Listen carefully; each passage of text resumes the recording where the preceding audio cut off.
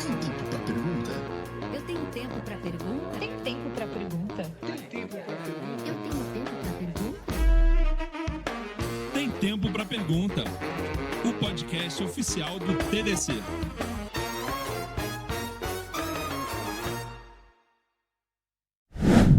Olá, estamos de volta a mais um episódio do Tem Tempo para Pergunta, o episódio ou podcast oficial do TDC. Estamos chegando aí a mais de 40 episódios e o apresentador ainda se atrapalha para fazer a entrada, olha que bacana.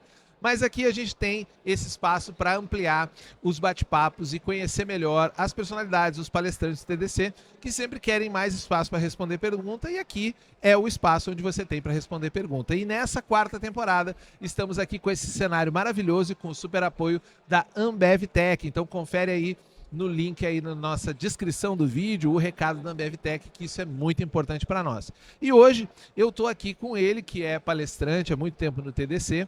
Eu estou com o nosso Forbes Under 30, né? Ele é empreendedor de tecnologia, Rodrigo Terron. Seja muito bem-vindo, Rodrigo. Opa, obrigado. Estou muito animado aqui de participar e me sinto muito em casa no TDC, né? Acho que é um dos eventos assim que, pô, literalmente em casa, né? Você vai, conversa com todo mundo, revê muita gente e compartilhar um pouco aqui vai ser bem legal. E o que eu acho bacana é que a galera do TDC se sente dona da coisa, né? Pô, eu fiz aquela trilha, eu fiz Exatamente. Isso é muito legal. Mas, Terron, eu quero muito abordar, a gente estava brincando aqui em off que você é quase um canivete suíço de tanta coisa que você faz aí de empreendedorismo, mas eu quero voltar no começo para a gente construir esse papo a partir de como que você foi direcionando a sua carreira, como que você veio parar na tecnologia, até porque ainda hoje os caminhos já estão mais bem trilhados, é mais fácil de um jovem hoje que está começando a carreira, alguém que está fazendo transição, visualizar para onde que ela quer ir, onde é que a tecnologia tem oportunidades, mas eu acredito que há 15, 20 anos atrás, isso não era tão fácil. Então, o jovem Terron lá, como que despertou a fagulha de vir para a tecnologia? Legal. Eu acho que assim, na minha adolescência, eu não tive acesso à tecnologia, né? Então, eu morava sempre morei, sou de São Paulo, né? Mas eu morava numa região ali perto de São Bernardo do Campo, que é uma área rural, então não tinha internet. E não tinha computador, não tinha videogame, então assim, eu falo que eu sou um nerd meio fake, porque eu não tive aquela fase de adolescente, ter acesso, mas sempre que eu vi um computador assim, meu olho brilhava. Então, quando eu ia em algum lugar que tinha um computador, eu só queria ficar olhando o computador, não precisava nem mexer. Podia ficar ali do ladinho, olhando que dava mexendo. Exato. Aí quando, ali... Não tinha lan house também onde eu morava, mas quando eu ia pro centro de São Bernardo do Campo, quando eu ia pra São Paulo, que eu vi uma lan house... Eu falava, cara, galera jogando um Counter-Strike lá. E eu ia, naquela época, assim, eu ia do tipo... Tava começando aquela coisa do MP3, não sei o quê, então eu falava, cara, vou baixar música, vou baixar coisas. Os emule da vida. Exato. Era muito divertido. Eu lembro a primeira vez que eu fui fazer um corujão, assim, cara, minha mãe não queria deixar, falou, cara, não, você vai ficar a noite inteira. Não era perto de casa, era 1h30 de casa. Ela vai ficar uma noite inteira, como assim? Não, mas do interior ainda, o pessoal já mais tradicional, o que vai fazer lá, né? Exatamente, é perigoso, não sei o quê. E aí eu e meu irmão na época, fizemos ali um corujão e aí assim, eu não tinha clareza nenhuma do que eu ia fazer no meu futuro, mas a única coisa que eu tinha certeza é que eu ia trabalhar com tecnologia, desde pequeno. Quando eu terminei o ensino médio, na verdade sim, no meu penúltimo ano do ensino médio, no segundo ano da escola, eu estudava em escola pública, e o governo do estado de São Paulo montou uma iniciativa que era para montar salas de informática nas escolas e abrir um concurso público. Foi a minha única experiência com concurso público. Eu fui lá, fiz a prova, passei. Que legal. E aí, assim, coisa do governo, né? Assim, eu acabei o ensino médio e a sala não tinha ficado pronta. Só que foi um período muito legal que eu trabalhei 2 anos na escola e aí eu ficava na secretaria, na diretoria, sei lá como que se fala. Mas eu tinha acesso a um computador. E aí foi no meu segundo ano, no meu terceiro ano, então... Eu tinha ali quase que 6 horas por dia acesso a um computador. Isso pra mim foi muito assim... Aí eu terminei o ensino médio, tava muito claro. Falei, vou estudar alguma coisa com programação. Só que São Bernardo do Campo não tem muita coisa ligada à tech, né? Era muito ali as montadoras, a Volkswagen. Então o pessoal ia muito ali... Engenharias. Engenharia, era o objetivo de todo mundo. A maior parte do pessoal que estudou comigo assim, na escola se via nisso. Meu pai trabalhou numa fábrica, meu avô trabalhou, provavelmente eu vou trabalhar ali. Aí eu peguei, fui para São Paulo, fui morar numa república e arrumei um emprego como operador de telemarketing para pagar minha faculdade. Olha E aí. aí eu comecei a fazer análise e desenvolvimento de sistemas. Então foi ali que eu... Na dureza. Na dureza, eu ganhava 480, pagava 350 de faculdade, fazia... Na época, no call center hoje você não pode fazer hora extra, né? Mas naquela Sim. época você podia dobrar, então eu É, fazia... era uma loucura. Era aquilo. Era terra sem lei. Fazia o que dava, juntava, fazia a frila, puta, o que dava pra ganhar dinheiro e era legal, eu tava Sim. fazendo nessa época. Mas aí paguei minha faculdade, quando eu tava ali no 4º semestre, dentro do próprio call center eu tive a oportunidade de ir para uma área de planejamento estratégico, que foi aonde eu fui para uma área um pouco mais administrativa, mas que eu tinha um pouco mais de contato com a área de TI, Sim. e sempre gostei muito, né? E aí fiquei 8 anos trabalhando no call center, tipo, fui crescendo ali. Aí Legal. fui crescendo nessa área de planejamento, mas era uma área muito próxima de tecnologia. Porque se você pensa assim, 2010, 11, ainda não tinha tanto uma área de desenvolvimento de software em todas as empresas. Então, Não. E a TI era aquele lugar trancado a 7 chaves, que era quem tinha ar-condicionado na empresa, porque Exatamente. tinha que esfriar o servidor. e a galera ficava atrás do servidor, porque o dev sempre era aquela figura que você Exato. fala, pô, não dá pra pôr esse cara na frente aqui. Não, deixa ele escondidinho atrás lá. E ele também não se importa, ele gosta Ele de... gosta, ele se sente bem. Só que aí eu tive um pouco mais de contato, aprendi SQL, aí tive o primeiro contato ali com programação. E aí eu falei, quando chegou ali mais ou menos 2014, eu falei, pô, eu gosto de estar aqui, gosto da empresa, mas eu quero empreender. E aí na minha cabeça não tinha outra opção a não ser empreender em tech. E aí eu fundei uma fábrica de software. Então 2014, na verdade a gente começou muito mais com uma estrutura meio que de agência, mas falando, pô, cara, não, eu faço teu site, eu faço teu e-commerce. Sim. Aí a gente foi indo, faço teu aplicativo. Pô, uma API, faço API também. E aí comecei a desenvolver de fato. Se pro me mercado. disse, você disse, eu faço, depois descobre como é que faz, né? Literalmente, vários projetos. Muitos projetos são assim, de A tecnologia. gente né? foi fechando os projetos e aí ia descobrindo. Só Porque que nessa época ninguém tinha certeza também de como Não. que fazia as coisas, né? não tinha muita startup ainda, então eram empresas maiores, era muito burocrático para você fechar um projeto. E muito caro, tudo muito caro, né? Sim. Os projetos. Pra pegar uma empresa que, tipo assim, essa empresa é consolidada, vou comprar um projeto dela, o pequeno e médio que estava querendo entrar no mundo digital não conseguia pagar. Não, o era custo. muito difícil. Mas a gente teve, assim, acho que eu sempre participei de comunidades, né? E aí o fato de eu estar ali num meetup e em um hackathon começou a me gerar tanto contato com os desenvolvedores, porque a partir do momento que eu estava empreendendo, eu comecei a contratar desenvolvedores, eu comecei a montar time técnico, e me ajudou também a gerar leads, porque eventualmente eu estava ali num evento, o cara falou, pô, o que você faz? Pô, tem uma fábrica. Pô, eu tô precisando de uma demanda aqui, você consegue me ajudar? E aí eu comecei a fazer meio que aquele sistema de alocar mesmo desenvolvedores dentro de projetos. E aí eu fui entendendo que estava surgindo essa tendência de startups. Isso 2015, por exemplo, foi quando abriu o Cubo do Itaú, quando Sim. abriu o Google Campus em São Paulo. E eu falei, pô, esse negócio de startup vai pegar. Então Tava eu comecei- chegando aqui, né? Ele já Tava tinha chegando. pegado lá fora, tava chegando aqui. Exatamente. E aí eu comecei a direcionar muito o meu esforço comercial para mapear startups que eventualmente já tinha pegado algum tipo de investimento, que tinha o CTO e que precisava acelerar o desenvolvimento. Eu falei, pô, aqui tem uma oportunidade, eles têm dinheiro, não era sexy trabalhar em startup, então eles tinham muita dificuldade de contratar devs. Então assim, o cara fala, cara, nunca que eu vou sair aqui do meu emprego para trabalhar numa empresa que tem 4 pessoas hoje é sexy, né, trabalhar em startup e tal, mas naquela época você largar teu emprego para uma startup era algo meio estranho. Altíssimo risco. Altíssimo risco. E aí, como eu tinha muito acesso a desenvolvedor na comunidade, eu comecei a trazer essa galera para dentro.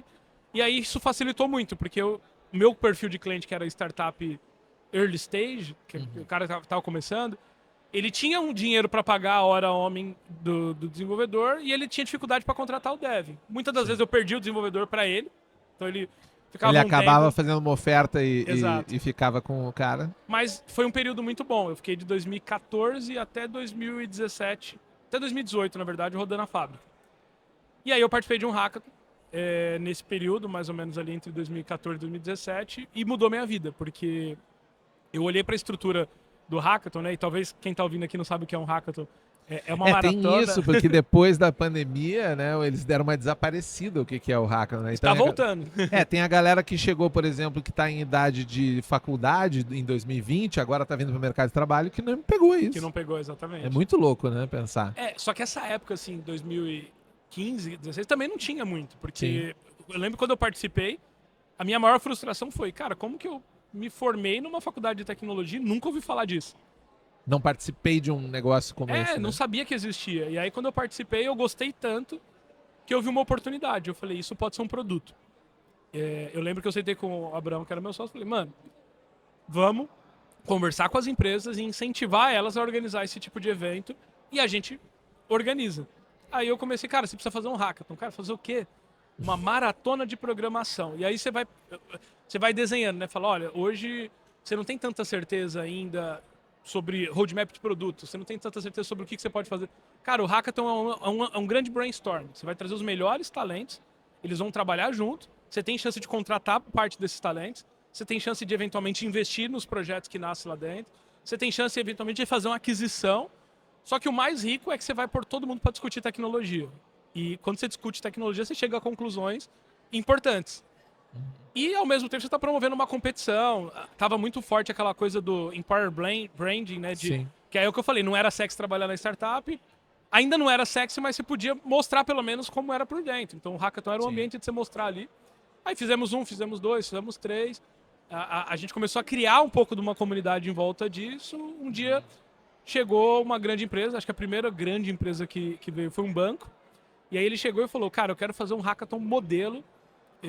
Na época, assim, eu cobrava 15 mil, 20 mil para fazer um hackathon. Eles chegaram com $500 000, falou assim, eu tenho $500 000 para fazer esse evento. Faz aí. Faz aí. E eu não sabia nem com o que gastar, né? Mas eu falei, dá pra pôr cenografia, dá pra pôr Dá iluminação, pra mim que eu faço. audiovisual, brinde na entrada. A gente fez E aí a gente fez uma coisa muito legal, isso foi em 2017. Chama um artista da Globo aí pra Cara, dar um A oi. gente colocou impressora 3D, imprimindo o prêmio lá dentro. Isso Que em da hora. 2017. Sim, sim. Tipo, não é agora, né? A gente fez depois isso que você falou, a gente fez Chamar um artista. A gente levou o Jovem Nerd pra entregar pizza de madrugada no massa. hackathon. Fizemos com o Thiago Leifert, hackathon da Globo, fizemos muita coisa legal. Legal. Só que nessa época, assim, a gente era muito pequeno. Aí a gente fez esse evento, depois desse evento, o evento é sábado e domingo normalmente, e na segunda-feira começou a chegar leads e conversa, aí veio a Uber. Falou, cara, a gente quer fazer, só que a gente quer fazer no Brasil todo. Eu falei, como assim? Não, a gente tem um orçamento para esse ano para fazer 5, então a gente quer fazer em 5 estados diferentes. Pro ano que vem a gente quer fazer mais 5. Aí você sentiu que tinha pegado. Aí eu Negócio de falei. hackathon, agora pegou. A gente tinha uma coisa assim, falei, pô, pegou, só que ao mesmo tempo eu tinha um grande objetivo, porque já existia o hackathon da Globo. E eu falava, o dia que eu organizar o hackathon da Globo, aí eu zerei. Aí, atingi meu objetivo. E em 2018 a gente organizou junto com a Globo, fizemos lá na casa do Big Brother Brasil, foi super, super legal. Só que assim, em 4 anos, a gente fez 150 hackathons presenciais. Então, Jesus. a gente criou uma comunidade muito grande, mais de 100 mil pessoas. E aí eu já... Assim, no começo a gente fazia com a marca da fábrica de software. Quando a gente viu que estava começando a ganhar escala, a gente criou uma marca só para hackathon. Criamos a Xiaomi, que eu acho que talvez de todas as iniciativas foi a iniciativa assim que a gente era mais apaixonado pelo impacto que ela gerava, porque Sim. Até hoje, assim, em todos os lugares que eu vou, eu encontro alguém que fala, cara, eu participei daquele hackathon X e mudou minha vida. Então, Doido. isso tinha um impacto assim muito grande. E isso me colocou muito forte dentro da tecnologia, né? Você perguntou como que eu me conectei. Quando eu comecei a participar um pouco mais ativamente desse mundo dos hackathons, eu tinha que entender a origem, eu tinha que entender como... Cara, é uma metodologia, não é um evento, né? Como Sim. que essa metodologia foi criada? E aí isso me levou para o Vale do Silício. E aí tem A primeira vez que eu fui para o Vale do Silício, eu fui muito por incentivo do Thiago Baeta, da iMasters, né? O Baeta chegou para mim e falou, cara, você precisa ir para o Vale. Eu falei, fazer o quê? Ele falou, não, você precisa ir para lá, você absorver, entender, conectar. E eu não tinha nem essa dimensão, assim.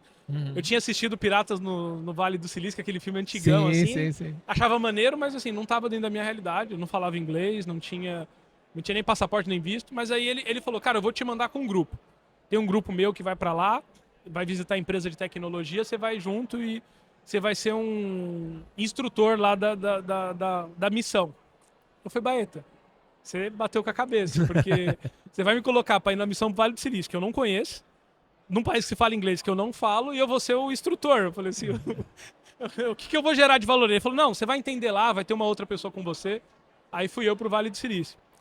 Voltei pro Brasil com a cabeça assim explodindo, aí fui pro TDC em São Paulo, e aí é muito louco como as coisas acontecem. A Yara chegou para mim e falou assim, Terron, eu tô indo pro Vale do Silício, quero que você vá comigo. Eu falei, sério? Eu acabei de voltar de lá. Não, você vai comigo, a gente tá levando uma empresa e tal. era um patrocinador do TDC, e Sim. aí eu fui com a Yara, com o Bruno, a gente teve minha segunda experiência, e a Yara já conhecia muito bem lá, então foi muito legal, a gente montou meio que junto a agenda. Depois disso eu fiquei indo e voltando, em 2019 eu falei, eu preciso ficar pelo menos 6 meses nesse lugar. E aí eu Sim. fui, morei 6 meses lá, e mudou minha vida. A minha tese era, eu preciso fazer o que a Xiaomi faz no Brasil, no Vale do Silício, que aí era a Sim. segunda validação, né? Tipo, a primeira era a Globo, a segunda foi, o dia que eu fazer um hackathon no Vale do Silício, eu vou me sentir satisfeito. A gente rodou 15 hackathons lá, em 2019, antes da pandemia. Sim. Fun fact, né? Um dos hackathons eu rodei com o filho do Elon Musk, com o Kai Musk, tinha 16 anos na época. A gente fez um hackathon com o high school dele lá na sede da Snapchat em Los Angeles. Foi uma experiência super irada, assim. Foi um negócio de... assim, eu tive noção de quanto a tecnologia te coloca em lugares que você não imagina. A tecnologia me colocou com o filho do Elon Musk na sede de uma empresa Sim. de tecnologia e eu tava lá organizando, assim. Foi um E o negócio... inglês veio a reboque nessa história que você começou ela dizendo Fui que não me sabia. virando. Assim, Foi do 2000 jeito que deu. 2019 me ajudou muito, né? Porque eu morei Sim. 6 meses, então eu estudei, Aí te forçou a aprender em loco lá. foi. Mas, ao mesmo tempo, era meu calcanhar de Aquiles, assim. Eu acho que Sim. o inglês foi a coisa, assim, mais desafiadora da minha carreira. Porque o tempo todo eu tinha que lidar com... Eu não sei falar inglês, eu não Sim. sei ser eu em inglês. Porque Sim. quando você aprende a falar, beleza, aprendi a falar. Mas assim, eu não consigo ser eu não conseguiria dar essa entrevista em inglês. Sim, sempre. E tem essa coisa da barreira da língua de expressar ideias abstratas ou até concretas mesmo, né? Exato. Você demonstrar um interesse em alguma coisa, ou você, por exemplo, descrever uma coisa é uma coisa, mas olha só, eu quero te apresentar isso aqui, eu quero te convencer. Isso em outra língua é um desafio absurdo, né? Não, e as primeiras reuniões, as primeiras vezes, eu fazia com o Google Tradutor, do tipo, então assim, Olha aí. o primeiro projeto que a gente de fato fechou lá, assim, eu não sei como o cara confiou em fazer, assim, porque eu não confiaria. Sim. Eu No não me discurso contrataria. que você botou na mesa lá. Foi, esse próprio evento mesmo, assim, tipo, quando eu fiz esse evento, eu tava, sei lá, 4 meses morando lá. Eu já tinha melhorado bastante, mas ainda. Sim. E aí eu cheguei no evento, o menino me deu o microfone e falou: você vai fazer a abertura. Eu falei: o quê? E assim, era um hackathon de high school, então assim, tinha umas 200 pessoas ali de 15, 16 anos. E eu com o microfone assim, falando, Sim. cara, eu não Você vou conseguir. precisava demonstrar alguma autoridade nessa hora, né? Não, e aí eu decorei um texto, E fui vamos lá. decorado e foi, assim. E hoje eu me sinto assim. Não acho que meu inglês é um inglês bonito, por exemplo, eu já perdi muita oportunidade, principalmente de palestrar, de estar numa posição que aqui no Brasil eu ocupo, assim, de uma forma super tranquila. Mas eu me viro, consigo me comunicar. Sim, mas sim. foi meu calcanhar de Aquiles durante anos, assim. Não, interessante. E eu achei interessante nessa tua trajetória ali que você falou que sempre teve o espírito da comunidade em volta disso, né?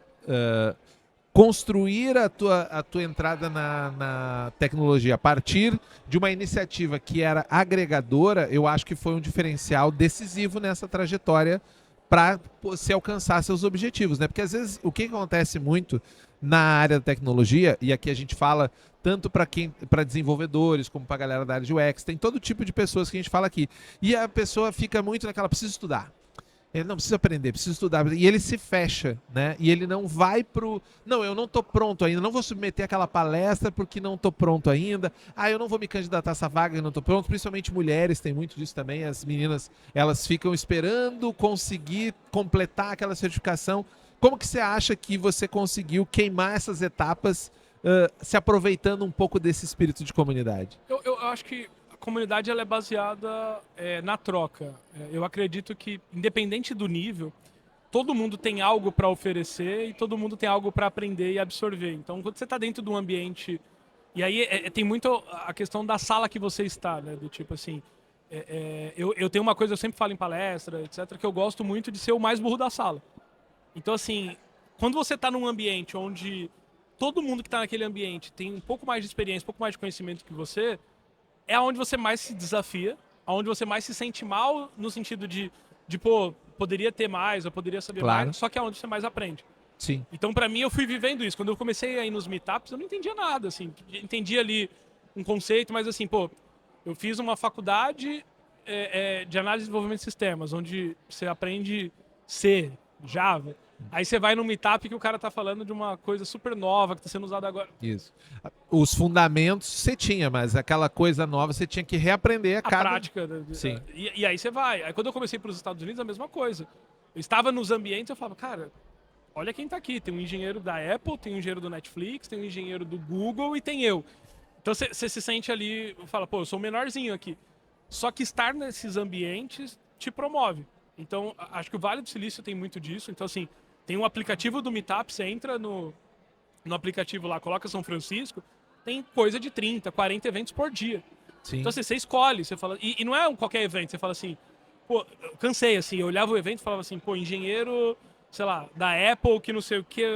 Uma vez, teve um dia que eu fiquei constrangido, porque eu vi uma palestra e era o cara que criou, basicamente, a Siri. Sim. E eu falei, cara, qual a probabilidade? Vai estar muito lotado. Quando eu cheguei no evento, tinha 6 pessoas para assistir o cara. Porque tem... Porque é tanto evento, né, que daí, às vezes, um flopa. Só que qual que é o legal? O cara tava entregando como se tivesse 500 pessoas. Ele tava na vibe. Pra ele não era importante se tinha 6 ou se tinha 50.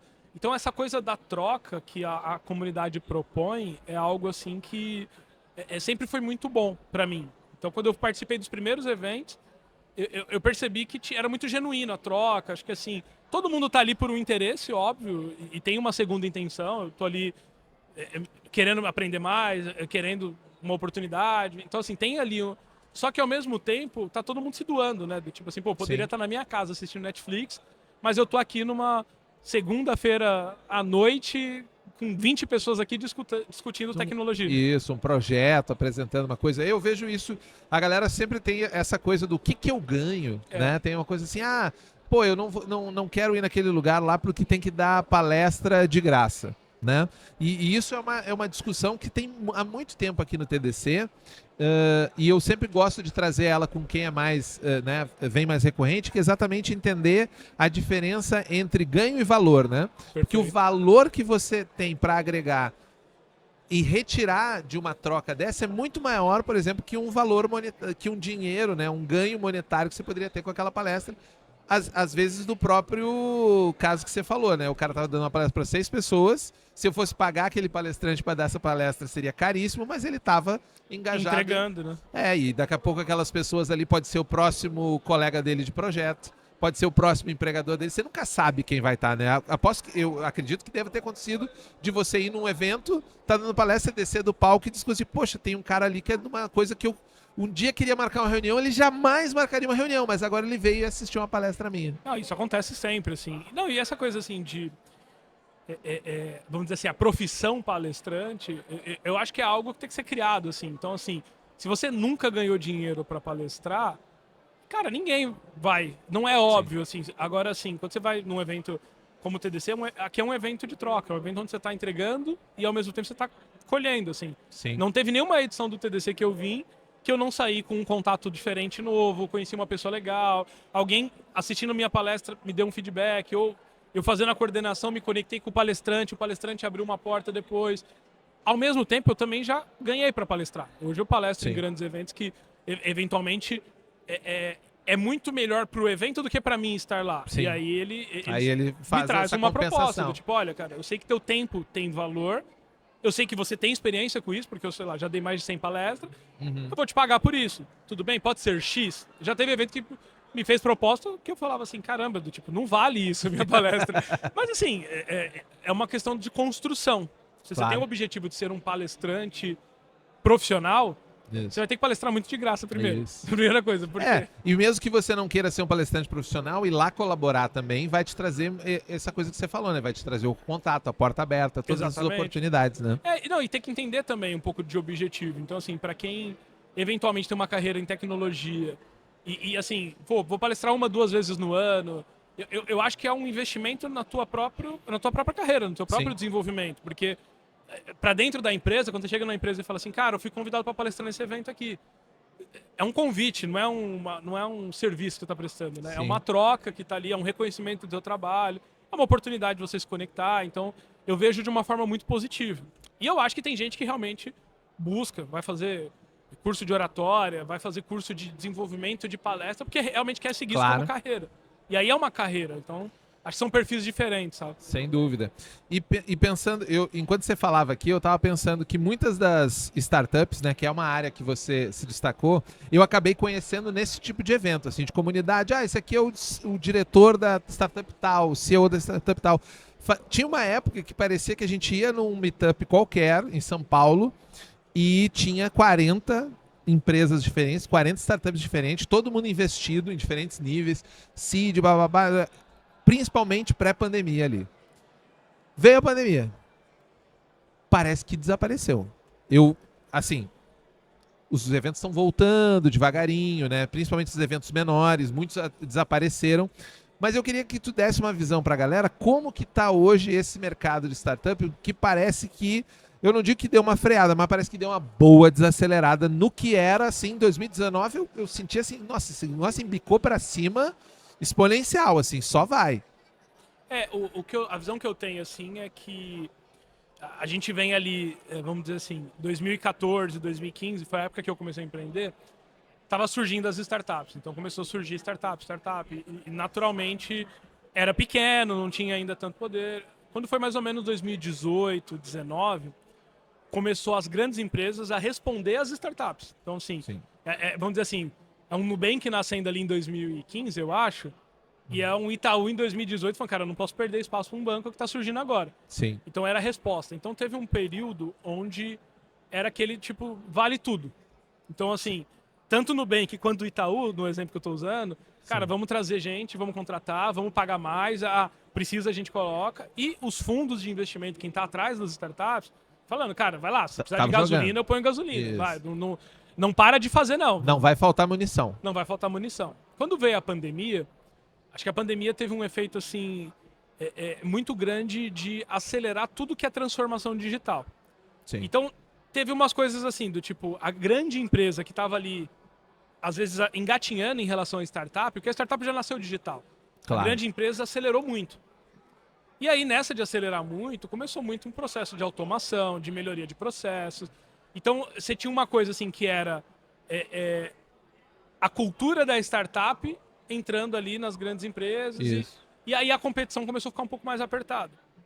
Até porque a empresa teve que fazer um movimento quase de survival, né?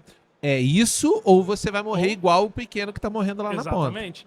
Só que aí tem um fator assim que eu acho que é um fator que não era previsto, que aconteceu específico na área de tecnologia, que é o crescimento da evasão de talentos. Porque quando veio a pandemia, foi todo mundo para home office, e aí alguém lá no Vale do Silício, alguém lá na Holanda, alguém lá na Estônia, alguém lá na, sei lá, vários lugares diferentes do mundo que contrata brasileiro, começou a olhar e falou assim, pô, peraí, tá todo mundo trabalhando de casa, por que eu vou pagar 20 mil euros aqui para um desenvolvedor aqui na Europa, se eu posso pagar 5 mil euros para um desenvolvedor que está lá no Brasil... E para ele é 20... E para ele está ganhando vezes 5 ou vezes 6 e tá ok. E aí o que aconteceu? Do tipo assim, tanto a grande empresa quanto a startup começou a perder muito talento. E a reação a perder talento, que é uma coisa que eu não terminei a jornada, né? Depois da Xiaomi eu fui para Rocket City formar talentos de tecnologia. Sim. Mas uma grande crítica minha é que a maior parte das empresas é muito comprometida com contratar talentos e zero comprometida com formar talentos. Sim. Então, assim, ninguém estava formando e os nossos bons talentos indo embora. O Brasil exporta talentos, mas não importa talentos. Não é cultura nossa trazer profissionais de outros países para trabalhar aqui, principalmente pela barreira do inglês. Então, assim, a gente não consegue ter pessoas de outras... Você não consegue fazer um board, né, da pessoa aqui, né? O cara não consegue se adaptar hoje, né? Então, assim, a gente perdeu os melhores talentos, não trouxe ninguém, não formou. O que aconteceu? Começou a subir muito o preço, foi subindo.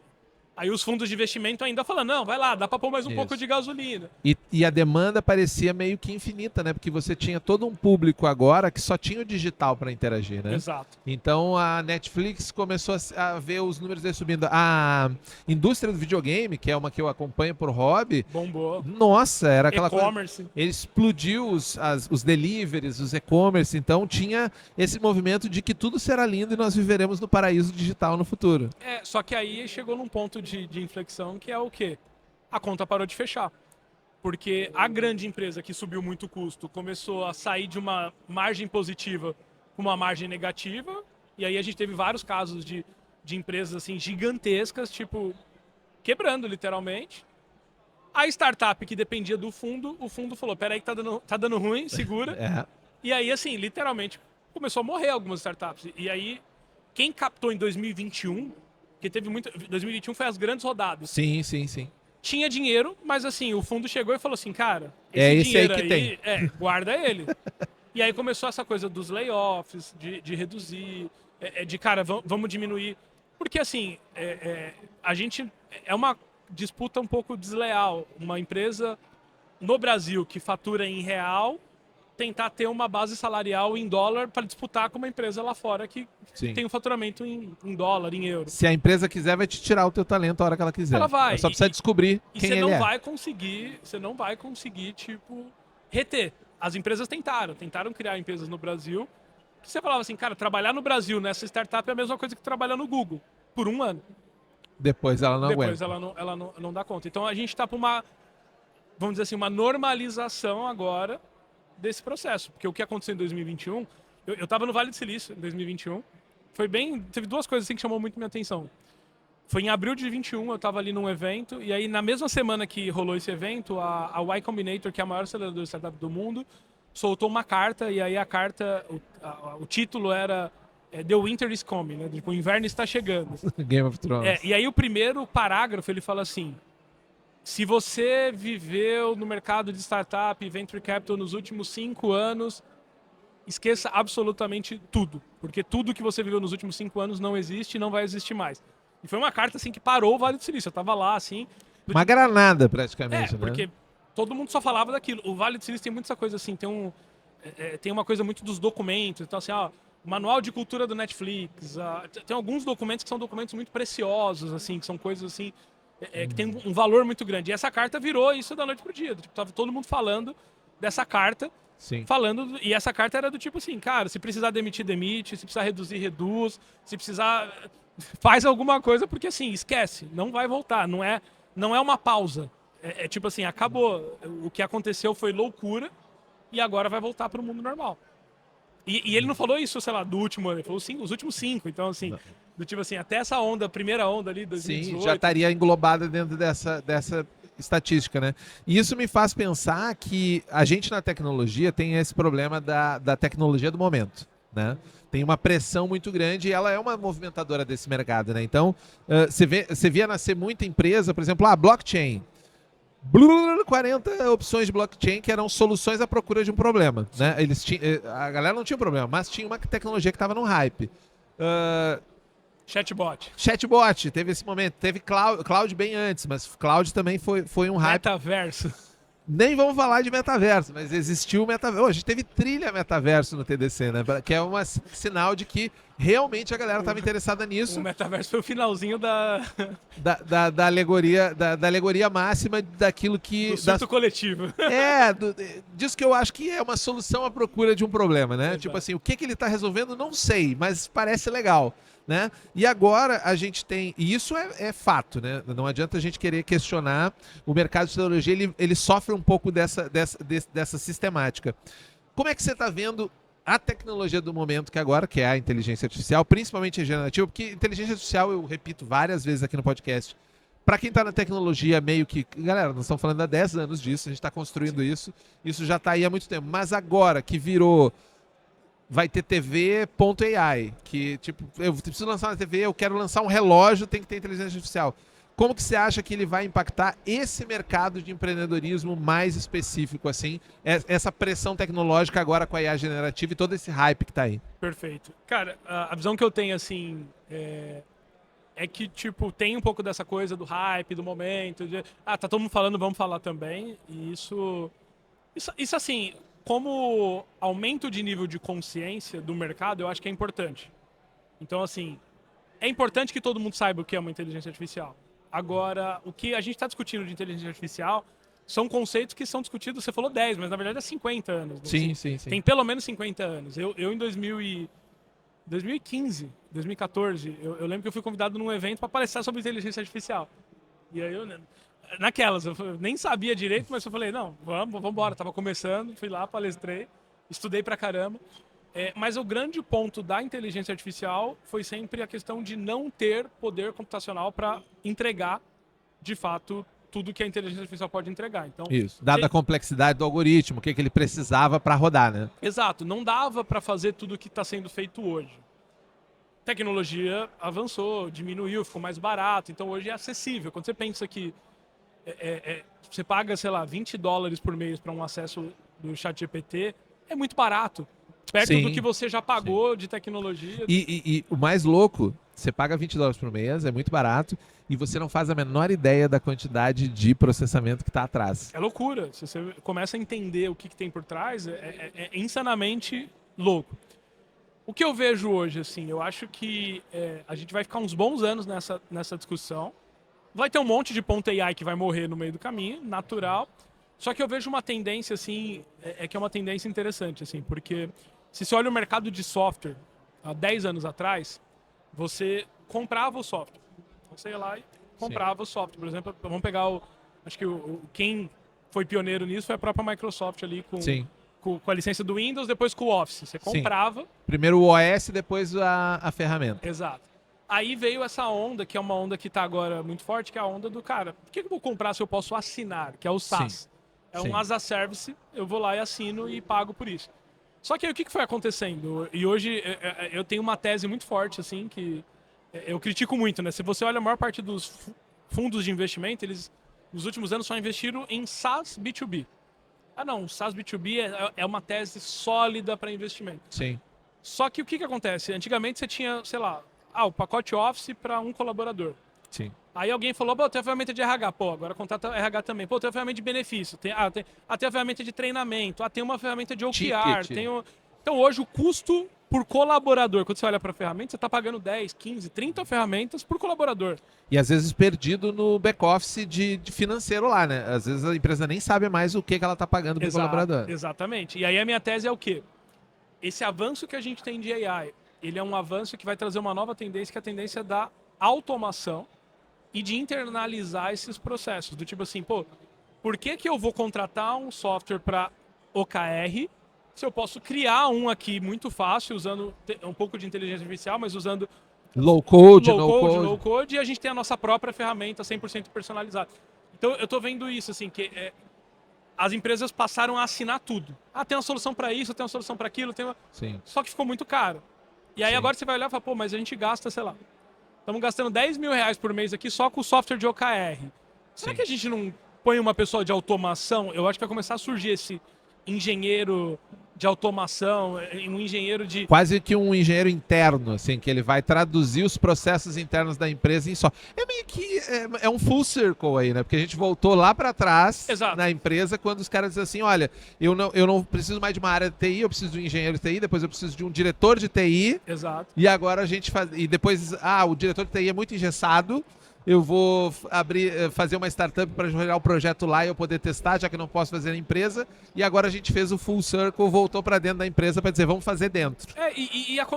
O mercado tem esses movimentos, né, assim, de...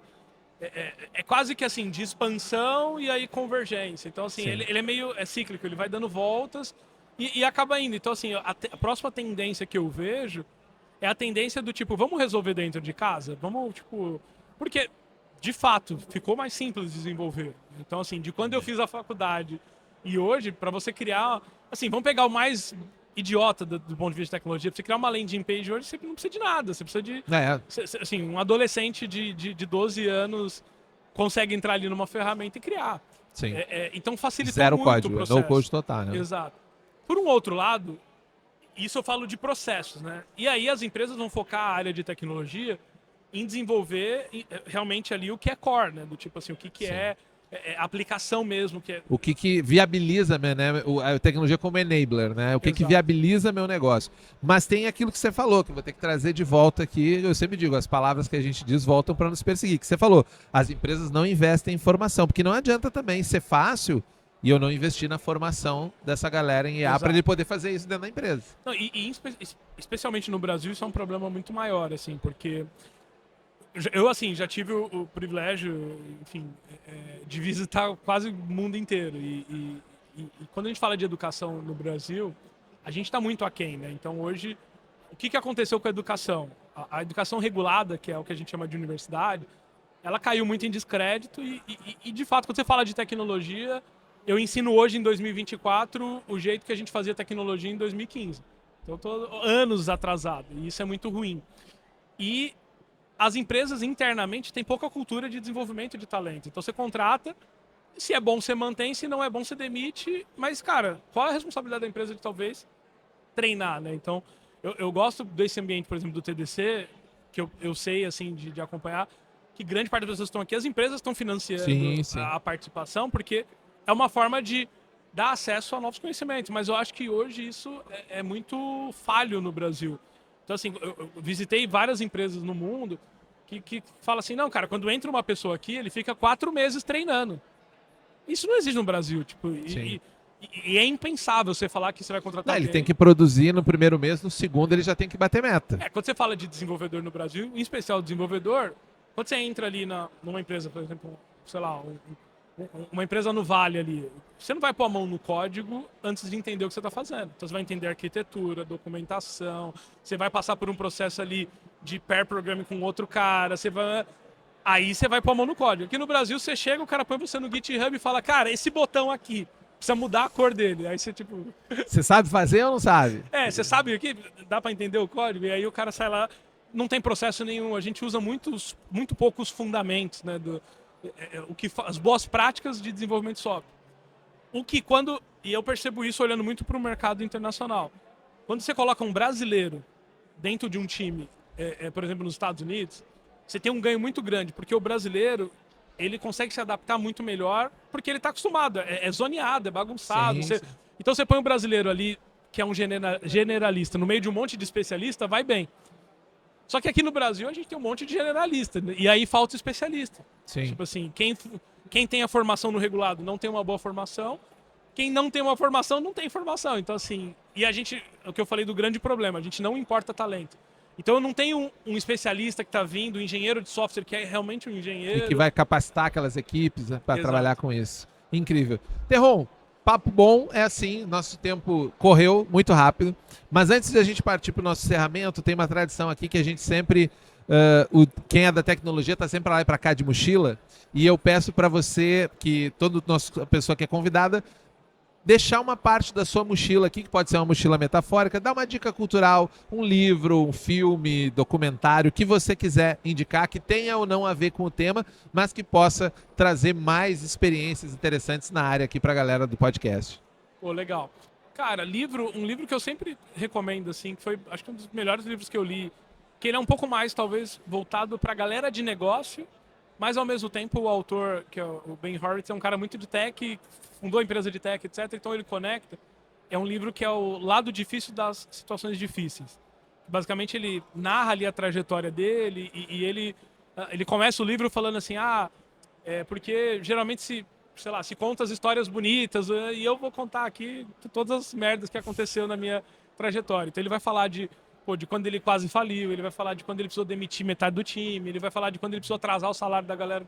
Então, assim, para absorver é um conhecimento assim muito legal. Um outro livro muito bom também, de novo, de um empreendedor de tech, que talvez não é um livro de desenvolvimento, etc., mas que é bem legal, é o do fundador da Netflix, que é A Regra é Não Ter Regra, que eu acho que esse também é um livro assim que eu gostei muito de ter lido. Acho que assim, a história, a forma, né, como o Netflix nasceu e acho que até hoje, né, porque o Netflix assim conta muito a história de como o Netflix quebrou a Blockbuster e agora o mundo é como o Netflix sobrevive com outras 500 plataformas. Então, todo mundo é Netflix agora. Exatamente. Né? Então assim, como sobreviver e se diferenciar e acho que a cultura do Netflix é algo assim surreal. Conheço muitos engenheiros de software e outras posições lá dentro do Netflix, muitos brasileiros inclusive. Cara, quando você senta com esses caras, assim, é genial a forma que o Netflix trabalha liberdade e responsabilidade, a forma que eles lidam com questões culturais, assim. Então, acho que são boas leituras. Fantástico. Te agradecer demais pela presença, foi muito bacana o bate-papo. E pra gente fechar, conta pra galera como é que eles podem se conectar, qual que é os seus canais que você responde, que tem isso, que às vezes já teve gente no nosso comentário dizendo, o cara deu o contato, mas ele não responde. Agora eu vou dizer, não, dá o contato que você responde. Boa.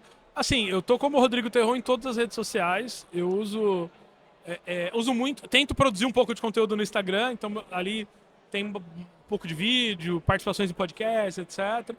Uso muito o LinkedIn. Acho que o LinkedIn, tipo... Tô usando até menos do que o Instagram, mas eu ainda uso muito, principalmente para network, às vezes para conectar ali, Sim. conhecer alguém. Uso o Twitter, talvez o tema para o próximo episódio, mas eu também eu empreendo na área de games, né? Então quem me conhece pela Los Legal. Grandes, que é um time de esportes que eu sou sócio, eu faço muito trabalho lá pelo Twitter, porque e aí assim, cada rede hoje se tornou uma rede para uma coisa, né? Então para Sim, produção sim, de tem seu conteúdo, nicho, etc, é o isso. Insta. Para, sei lá, network, é o LinkedIn. E o Twitter eu uso muito assim como meio descontraído. Para o Web3 também é muito forte o Twitter. No geral, acho que às vezes é difícil responder em todas, porque a gente tá o tempo todo sendo bombardeado por muita Mas coisa. a galera vai tentando. Eu sempre falo para insistir. Eu falo assim, Certo. pô, se eu não responder na primeira, manda a segunda mensagem. No máximo, na terceira eu vou responder, porque eu começo a me sentir mal, fico com vergonha. Eu falo, putz, parece que eu tô deixando a pessoa no vácuo. É ruim isso, né? É. Mas assim, é uma questão também da capacidade, né? Chega uma hora que a gente Não, tem uma hora que não consegue. Mas eu acho que dependendo do tipo de abordagem, né? Eu sempre falo que o importante é como você aborda.